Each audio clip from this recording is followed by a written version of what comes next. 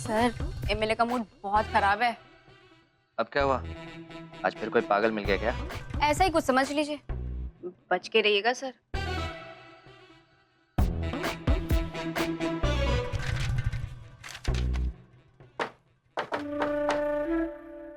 मे आई कम इन madam? हम अभी मजाक के मूड में नहीं है राजा।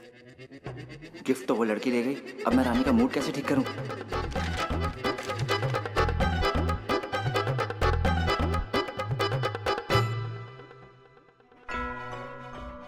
आफरीन, अभी मैं मसरूफ हूँ। नहीं, पहले आप अपनी आंखें बंद कीजिए। आफरीन। भाईजान, आंखें बंद कीजिए ना। अच्छा बाबा। राजा, ये क्या बचपन है, ये ऑफिस है हमारा। प्लीज रानी, सुनो, जिस आदमी ने तुम्हें इतना परेशान कर रखा है ना, तुम उसे और परेशानी दोनों को भूल जाओगी। अच्छा ठीक है।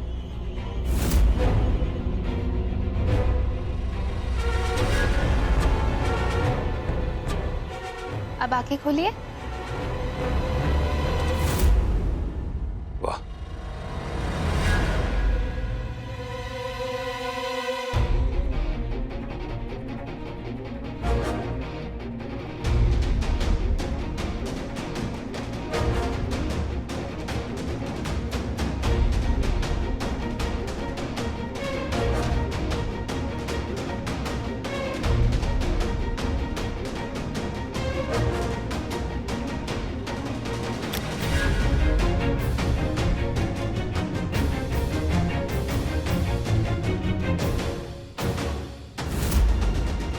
मैंने इतना खूबसूरत कलम आज तक नहीं देखा।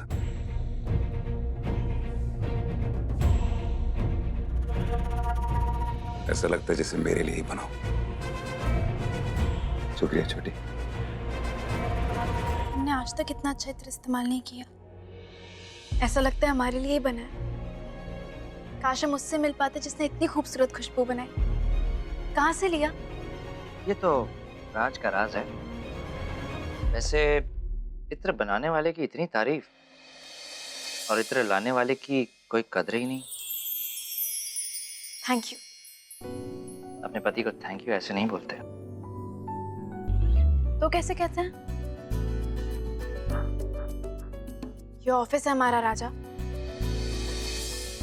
तो सरकारी काम समझकर ही कर दो ना। चुप रहो। अच्छा तो समझो, अगर ऑफिस में कभी मुझे सबके सामने तुम्हें किस करने का मन किया तो मैं इस तरह अपनी उंगली अपने होठों पर रख दूंगा, और अगर तुम्हारा मन किया तो तुम भी अपनी उंगली अपने होठों पर इस तरह रख देना। मैं समझ जाऊंगा कि तुमने मुझे किस किया।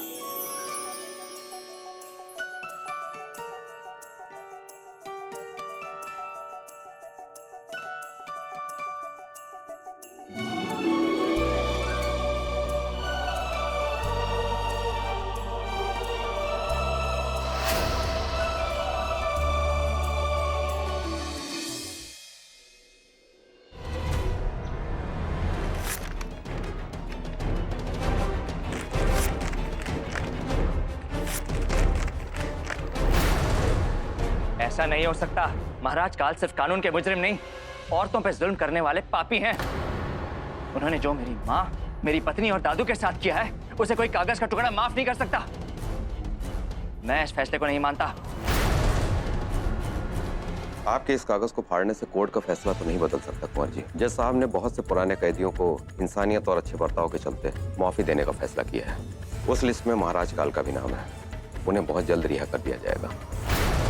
बस यही बात आप लोगों को बताने के लिए मैं यहाँ आया था। अब चलता हूँ। रानी प्लीज, तुम ऐसा नहीं होने दे सकती। उस राक्षस को जितनी सजा मिले उतनी कम है, और यहाँ उसे माफी मिल रही है। रानी कुछ करो, जो कर सकती हो करो, लेकिन इस ऑर्डर को रुकवा दो। रानी तुम एमएलए हो, अगर तुम गवर्नर साहब से बात करोगी तो वो जरूर मान जाएंगे। हम अभी बात करके देखते हैं राजा, इस मामले में क्या किया जा सकता है। आपको कोई गलतफहमी हुई है।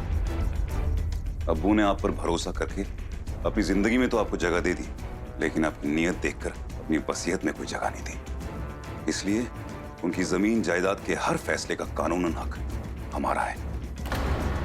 उनकी हर एक चीज, चाहे वो जमीन हो, पैसा हो, जेवर हो, सब हमारे नाम पर है। वाह, अपना हक तो बहुत अच्छी तरह याद है, लेकिन अपना फर्ज भूल गए। तुम्हारे अब्बू ने हक के साथ साथ तुम्हारी सौतेली माँ और तुम्हारी बहन आफरीन की जिम्मेदारी भी दी है तुम्हें, ये भूल गए? इकबाल खान खुद को भूल सकता है, लेकिन अपनी अब्बू को दी हुई जिम्मेदारी को नहीं। आपको और आफरीन को हर वो सहूलियत दी गई है जो आपने मांगी है। हमारा खुदा गवाह है, हम आफरीन के लिए अपनी जान दे सकते हैं। हमने बेटे और भाई का हर वो फर्ज निभाया और निभाते रहेंगे। क्या मतलब तुम मजबूर हो? हमने सबसे बात करके देख लिया राजा, लेकिन महाराज काल के खिलाफ कोई ठोस सबूत है ही नहीं। हम जिससे बात कर रहे हैं वो कह रहा है कि जेल में उनका बर्ताव बहुत अच्छा था, जिसके चलते कोर्ट ने उन्हें रिहा करने का फैसला किया। ये स्कूल सिर्फ एक स्कूल नहीं है सलीम साहब, ये हमारे अब्बू का ख्वाब है। और इससे पहले कि इस ख्वाब को हमारी अम्मी की नजर लगे, हमें इसे पूरा करना है।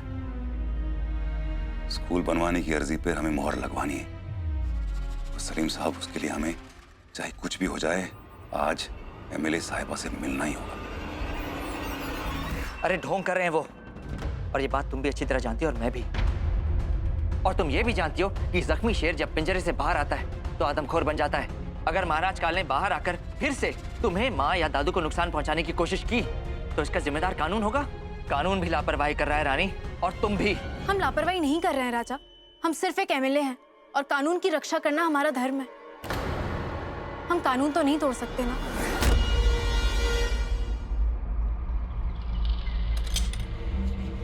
हमें समझ नहीं आता, जब इन औरतों को दफ्तर से ज्यादा घर में रहना होता है तो ये बाहर की इतनी बड़ी जिम्मेदारियां उठाती क्यों हैं?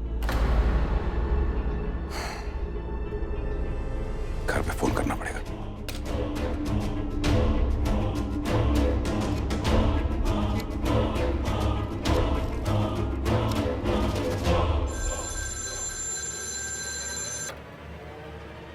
हेलो, कौन? जी, मैं नवाब इकबाल। आपकी हिम्मत कैसे हुई हमारे घर फोन करने की?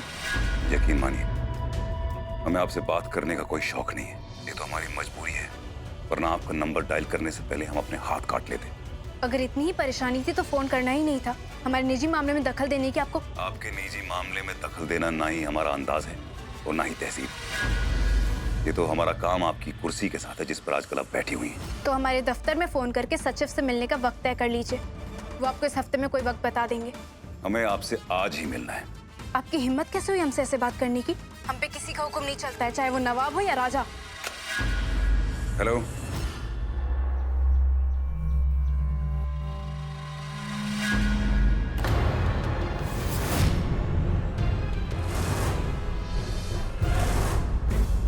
अपनी तो किस्मत ही खराब है, बार बार एक ही पत्थर के साथ ठोकर लग जाती है। मैं पत्थर नहीं, वो पहाड़ हूँ जिसे कोई नहीं हिला सकता। आपकी बीवी एमएलए हैं, तो क्या पहाड़ सड़क के बीच में खड़े कर देंगी? आपकी हिम्मत कैसे हुई मेरी बीवी को बीच में लाने की? शौहर बीवी को दुनिया के सामने लाएगा तो दुनिया बीवी को बातों के बीच में तो लाएगी ना। क्या मतलब? आपने एमएलए साहिबा का साथ दिया, ये सोच के कि वक्त आने पर वो भी आपका साथ देंगे। जो शौहर बीवी के पीछे छुपे रहते हैं उन्हें दुनिया के कानून का बुरा नहीं मानना चाहिए। अच्छा लगा आपका तेवर देखकर। घर पे ना सही, कहीं पे तो आप मर्द हैं।